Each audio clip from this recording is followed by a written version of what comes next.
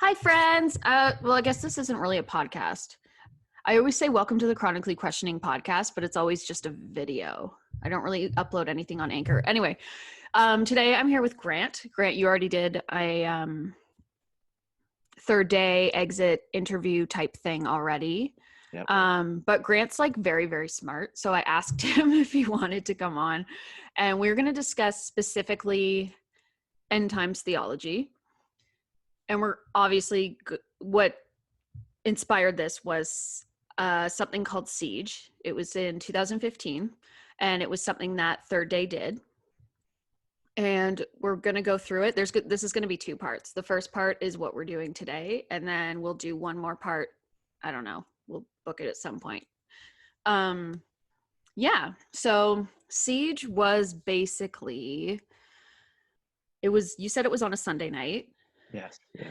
And it was led by the pastors, and it was basically trying to prove to the people on the live stream, the people in the congregation, that the end of the world was coming.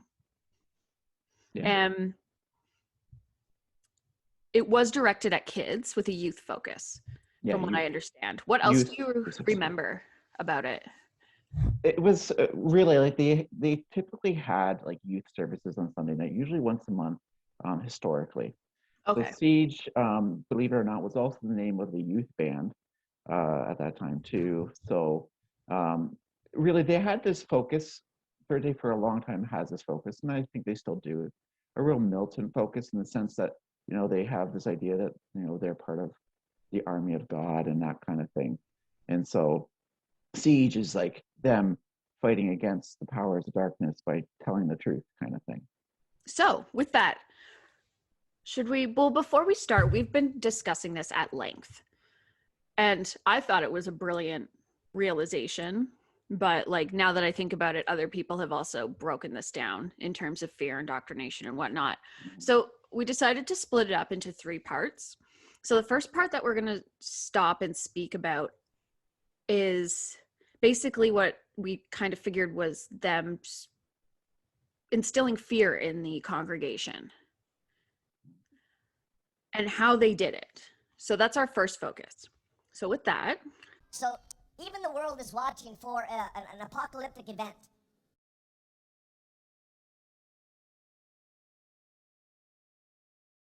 Amen. And I'm going to prove that to you because Hollywood, books, all of that point to some kind of cataclysmic event that's going to happen on this planet.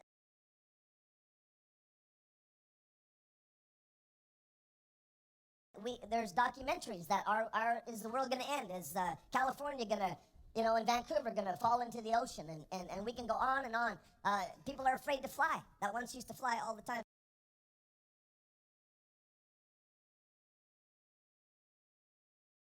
Because for whatever reason, planes seem to want to fall out of the sky lately. So let's go to our first video that's going to explain that this, all the current shows that talk about the end times that we're in. So let's take a look at this. So already they've established that he's going to prove that the end of the world is near, but he uses fictional TV shows for the exception of, what was it? Doomsday Preppers. What are your thoughts on this? So really what he's trying to do is he already has a conclusion in mind. He has a certain idea that this is how the end roughly is going to look. And so he's using modern day examples to prove that the world is leading to this, and that when he talks about even Hollywood is preparing for all this by showing all these shows and developing shows about the end and talking about the end, this apocalypse. End writings and wondering how the world's going to end has been around for a very long time. It's not new, and now it's a genre of entertainment. There's books written about it.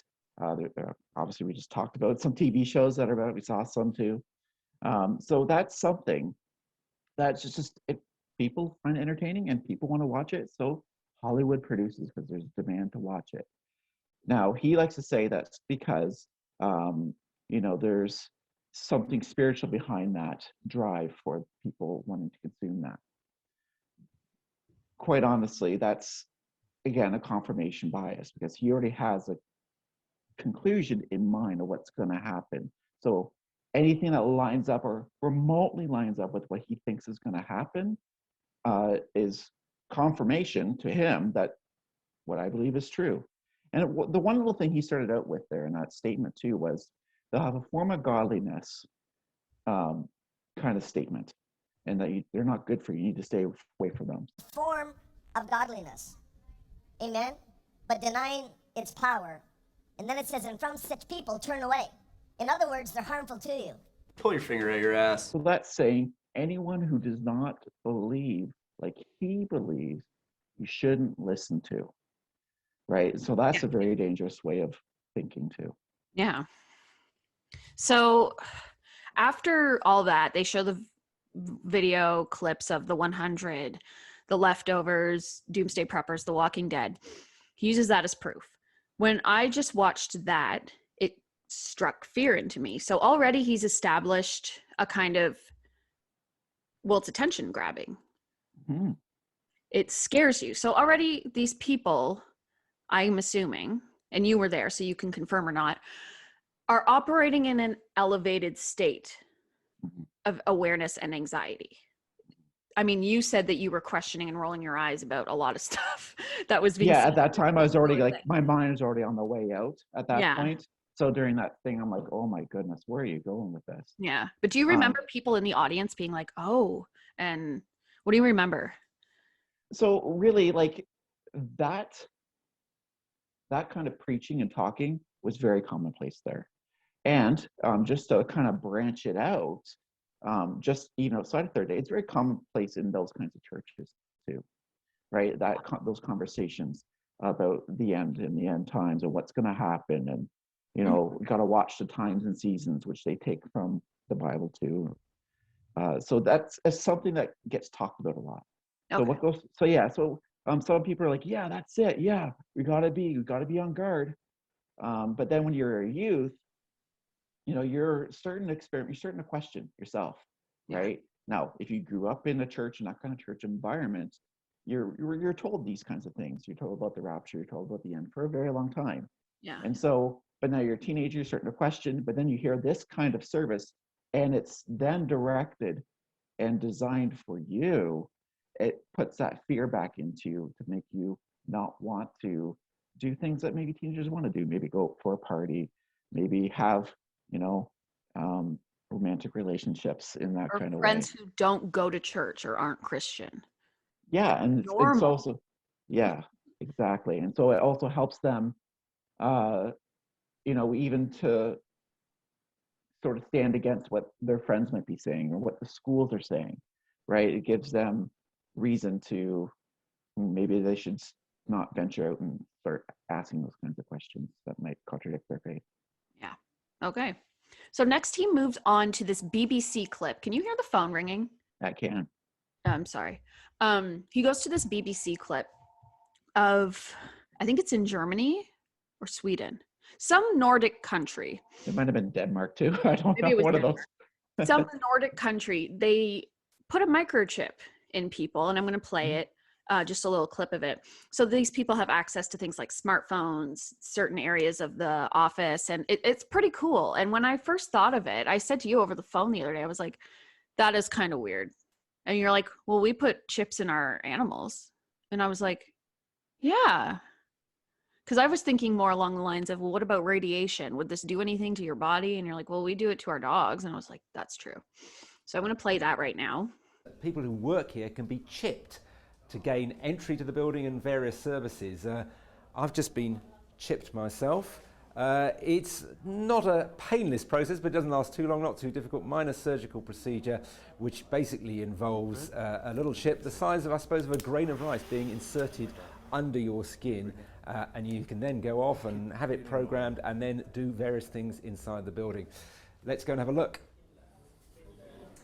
And here's Hannah Schaublad, who is in charge of this whole chipping operation in this building. Now, you've been chipped yourself. Where's your chip? Yeah, I have a chip right here, which I use to access the entire office. So let's see if we can get into this particular This is how I do it. Okay. No need for passcodes.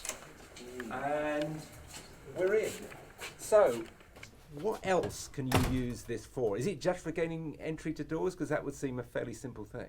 Absolutely not. I mean, with this technology, I interact with all kinds of devices all around us.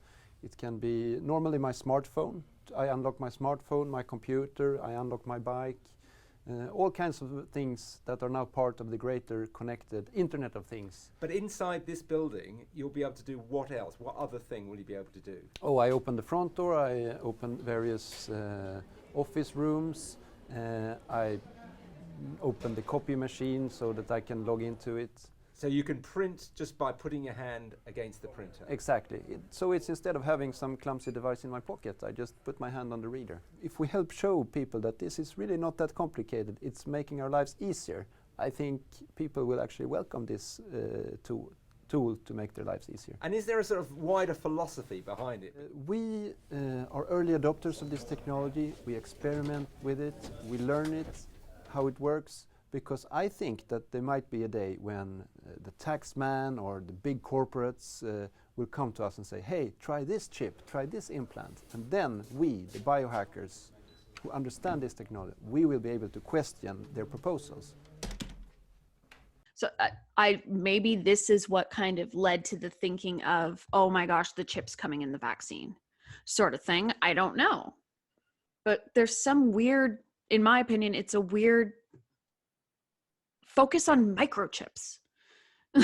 Yeah, and like before that, they're worried about credit cards and things like that. You know, when credit cards first came out, because what they're taking it from in Revelation 13 talks about the mark. You need a mark on your arm or your forehead to be able to buy or sell. You won't be able to buy or sell unless you have this mark. And so they call it the mark of the beast, is what they call it. And it's how they believe that the beast is also what they call the Antichrist and this kind of thing. And so that's what they get worried about. And so, yeah. But it's speculation. Again, nowhere in that text does it say it's a microchip. No. That's the thing. It's so ambiguous. You can't base your entire, this is just me thinking, you know, again, I'm not in the fold, to use a term from Dr. Winnell. I'm not in the fold. Never really was.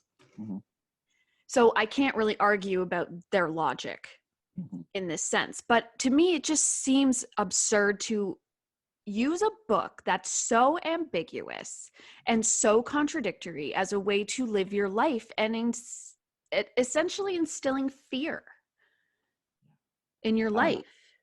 Absolutely. You have one life. Yeah. And well, this is the thing, right? So you're taking an ancient text, which is written in a certain type of genre from that time period in the ancient world. It's called apocalyptic writing. There's other apocalyptic books, such as First Enoch and other ones. You can look them up. But they all use extreme imagery to convey a simple point. Okay, and so, but here we are, we're taking something that was written 2,000 years ago to make it mean something today.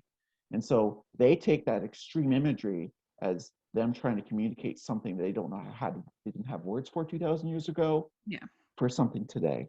And so when, so then they get really scared, especially the COVID vaccine, because there's been talk about in recent news about how you're not going to be able to travel without being vaccinated or do certain things without being vaccinated. Now that's because COVID is a health scare, but to them, it's a religious threat, right? Because they have this idea that that this is going to lead to, because what they believe is chip will do, it could control you and make you essentially worship the Antichrist and disavow God and disavow Jesus and all this kind of stuff. That's what they believe.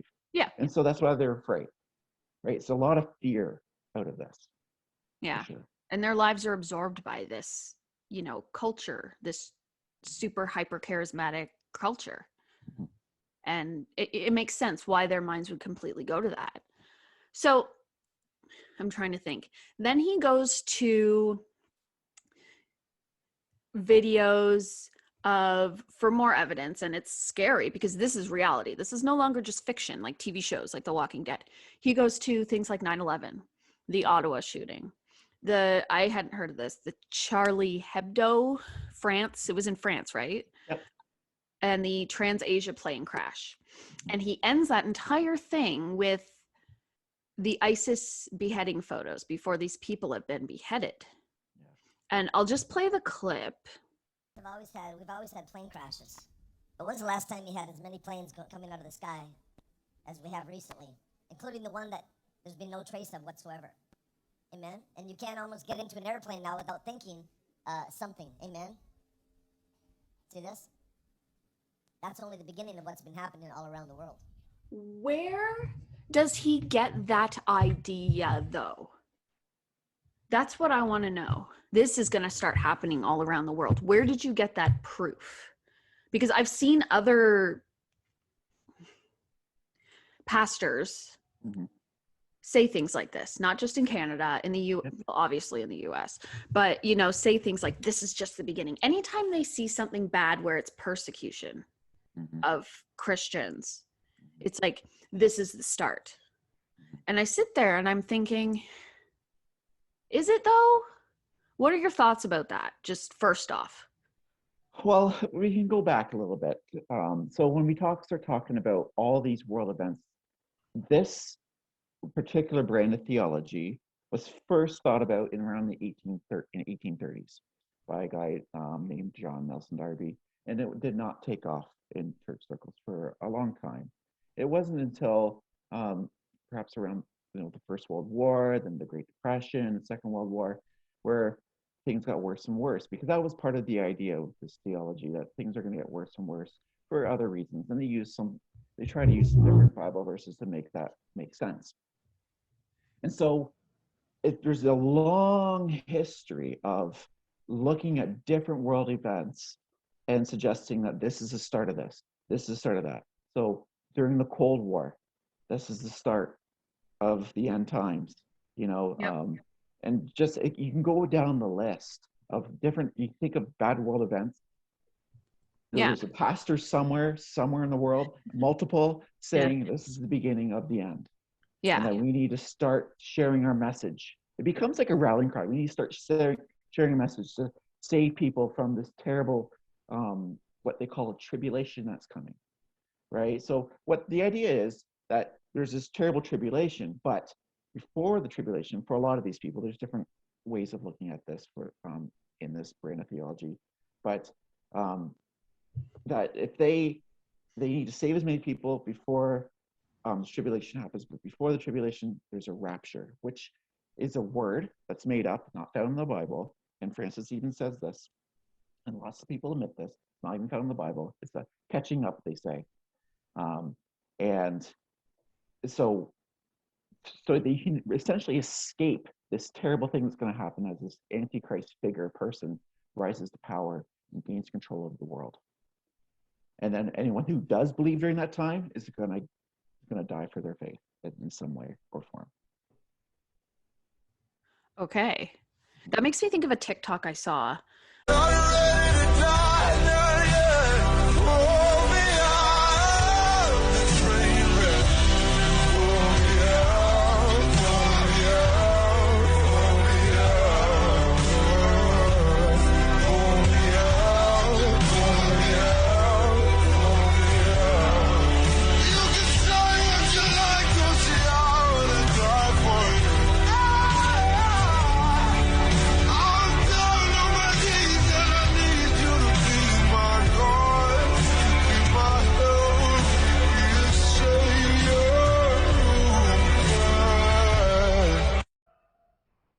There are people being thrown off buildings for being gay in like Pakistan right now. Yes, places in the Middle East where there is, unfortunately, that kind of stuff happening. Yeah. Now, to say, and that's where I like to tread carefully too, because Christians like to jump on that and say, oh, Muslims, all Muslims are evil and they're these terrible people. They're not. There's extremism in every kind of faith. Yes. And so we're talking about just, let's find healthy ways. If faith is important to you, let's find healthy ways to express that. Yeah. That's kind of the goal of even talking about this, is to help lead people to find healthier ways of expressing their faith, but also be aware of what's out there too. Yeah. Mm-hmm.